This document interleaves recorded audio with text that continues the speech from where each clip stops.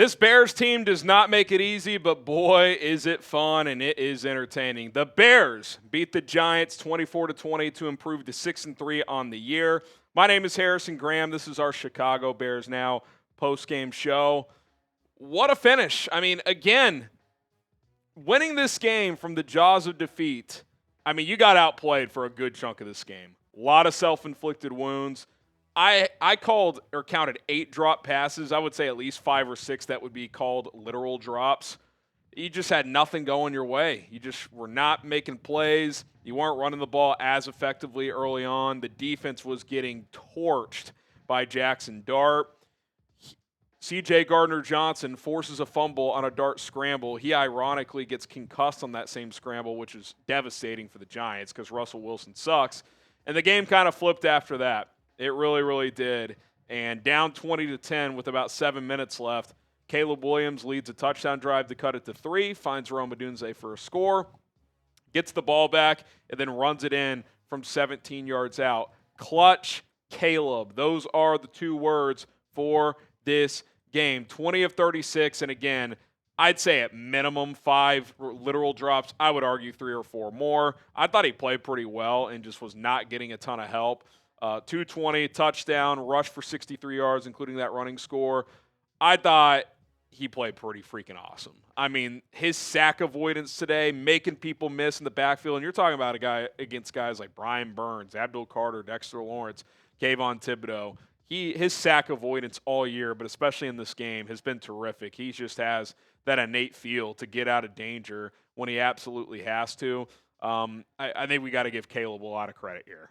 I don't think the box score does it justice of how well he played in this football game. So shout out to QB1.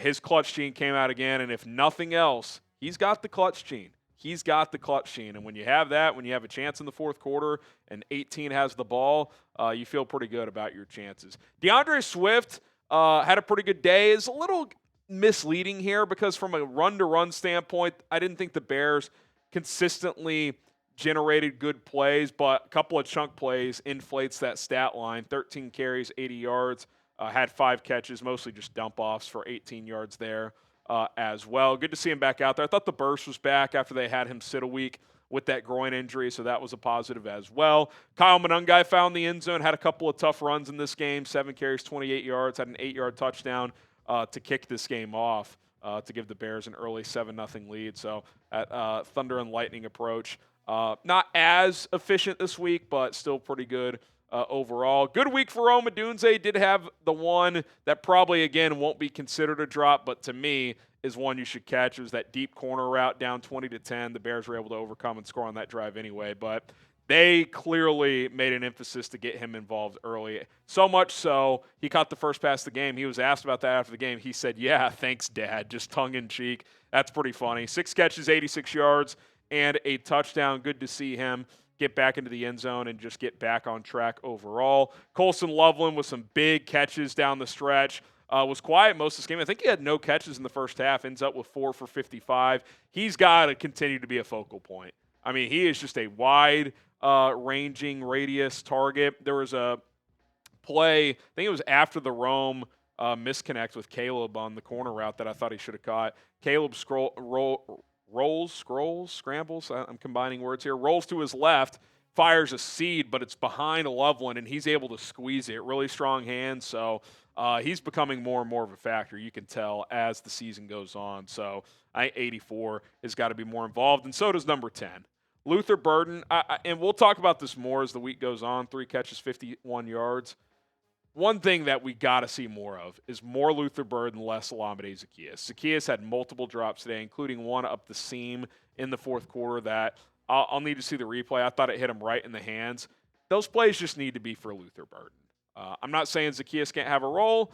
He's as a safety valve, is a good player, but the downfield, the yards after the catch opportunities, OZ dropped the ball in the end zone too on an insane scramble drill throw. Caleb had 2 of those in the first half, one to DJ Moore that he couldn't quite get in, and then Zaccheaus as well.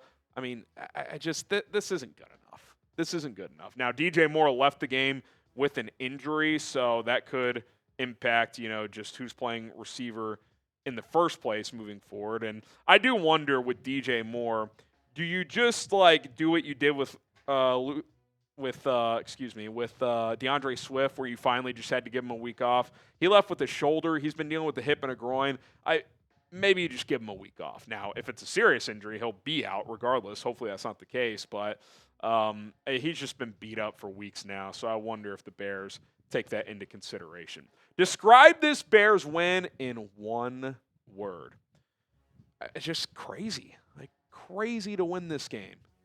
You couldn't catch the ball. Nashawn Wright's dropping interceptions. Defense is getting torched. You should not have won this game. At one point, they had a 3% chance to win the game. And how many games under the Matt Eberflus did they have 90+% chance in the fourth quarter that they lost? They reversed that today. It's the Ben Johnson effect, who I didn't even think had a great game calling plays, but it's the mentality. This team is never out of it. That is a testament to what this coaching staff has been able to do since getting here back in January. All right, we'll talk a little bit more about the defense and look ahead a little bit as the Bears are 6-3. But I do want to tell you guys about our awesome sponsor, Prize Picks. Daily fantasy made easy at prizepicks.com/CLNS. The hard-hitting football action is even better with Prize Picks. The weather might be changing, but the feeling of being right never gets old. So keep the season rolling on Prize Picks by getting $50 instantly on lineups when you play your first $5. The way Prize Picks works is simple. You set lineups of 2 or more players up to 6, regardless of sport, and you pick more or less on the stats available. A cool feature on Prize Picks is you can follow other Prize Picks players directly on the app and copy their lineups in one click, including me at HGramNFL, whether it's a friend, celebrity partner, or just someone whose picks you like. Hit the follow button. Check out every lineup they create in the new feed tab on Prize Picks. Came a little short this week because the Bears dropped a million passes, it felt like. I had more on both quarterbacks passing. Caleb Williams, 227.5, ended up with 220. If just one of those drops was caught, I would have been in good shape. But that's all right. The Bears won, and I've got some extra money in my account because I've been winning a lot on Prize Picks this year. Download the Prize Picks app today. Use our code CLNS to get $50 in lineups after you play your first $5 lineup. That is code CLNS to get $50 in lineups after you play your first $5 lineup. Prize Picks, it is good to be right. All right, Bears 24, Giants 20 as they improve to 6-3. Got to shout out one of the newest Bears, C.J. Gardner-Johnson. I mean, he was easily your best defensive player today. 2 sacks, a forced fumble, which, by the way, you were down, I believe, 10 when Jackson Dart fumbled. I think it was 17-7 at the time. He kind of just pops his shoulder and is able to knock the ball out. I mean, you don't win this game without him. You just don't. Multiple drive-ending sacks. I think both those sacks ended drives. For sure one of them did early on in the forced fumble. I mean, I tweeted out, I was like, your best defensive player is a guy you signed 2 weeks ago. I mean, he has been absolutely fantastic. Left the game briefly with a foot issue, came back, so he's toughing it out. He has been everything we could have hoped for and more since the Bears brought him on board. So shout out to C.J. Gardner-Johnson. I haven't seen the video yet of Ben Johnson in the locker room, but I hope that guy gets a game ball. Montez Sweat's hot streak continues. 1.5 sacks. He's got, I think, 4.5 in the last 4 games. So he continues to drive the pocket. I didn't think, again, the Bears consistently got a pass rush today, but Sweat's popping a couple times a game, and that's what you need him to do. A couple quarterbacks hits, making the opposing QB feel it. So that was good to see. Austin Booker, 3 QB hits, so no sacks, but he's getting in the backfield, which is what you need him to do. Javon Dexter had that other half sack, sharing that one with Montez Sweat. So I thought he had a nice play too at one point when I can't remember which quarterback was trying to scramble. He was able to keep contained. Tremaine Edmonds sealed the deal. They brought an all-out blitz. I think they brought either 6 or 7, and he was able to hit Russell Wilson's arm, 6-7, and get the QB hit and ultimately the incompletion off of Russell Wilson. So he was good. And Nashawn Wright, I mean, this could have been a really good day for him. He dropped 2 interceptions. One was like a full extension on a boot from Dart, but that's a play he'd like to make. And then the other one, Dart throws it right to him in the end zone. I know the receiver gets in there and is able to kind of try and knock the ball away and ultimately did, but I think Nashawn Wright would tell you, I just got to squeeze that one and finish that play. But I thought outside of that, he was actually okay. I think he was better than Tyreek Stevenson. I did not think Stevenson was very good. Did have one breakup on a slant, but got beat multiple times.